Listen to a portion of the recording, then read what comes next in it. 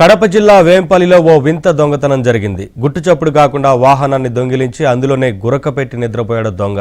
ఓ దొంగ నిలిపి ఉంచిన ఓ 4-వీలర్ను స్టార్ట్ చేసి దొంగిలించుకుపోయాడు. అనంతరం కొద్ది దూరంలోనే బండిని ఆపి నంబర్ ప్లేట్లను తొలగించాడు. బయట బాగా చలేస్తోంది, కాస్త కునుకేసి బయలుదేరదామనుకున్నాడో ఏమో. బండి అద్దాలు పైకెత్తి ప్రశాంతంగా నిద్రలోకి జారుకున్నాడు.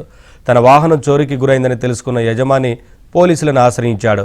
వారు వెతకగా పట్టణానికి కాస్త దూరంలోనే వాహనాన్ని గుర్తించారు. దొంగను వాహనాన్ని పోలీస్ స్టేషన్కు తరలించారు. జరిగింది తెలుసుకున్న పోలీసులు, స్థానికులు ఇదెక్కడి చౌర్యం రా బాబు అంటూ నవ్వుకున్నారు.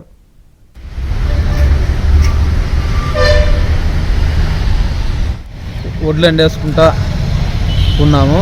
మేము స్టే చేసేదానికి మా Bolero vehicle BGS fertilizer godown దగ్గర పార్క్ చేసి పెట్టుకున్నాము. గత వారం రోజుల నుంచి రాత్రి 9 గంటల ప్రాంతంలో మేము అక్కడ పార్క్ చేసి వెహికల్ బీగాలు కానీ అక్కడ దాంట్లోనే బండిలోనే పెట్టేసి మిల్లులో వడ్లు ఆడుతుంటే వెళ్ళి వచ్చేసరికి బండి లేదు సార్. మాకు 1 గంట టైంలో మాకు ఇంటిమేషన్ వచ్చింది బండి లేదు. 12 గంటలకు తెలిసింది మా వాళ్ళకు.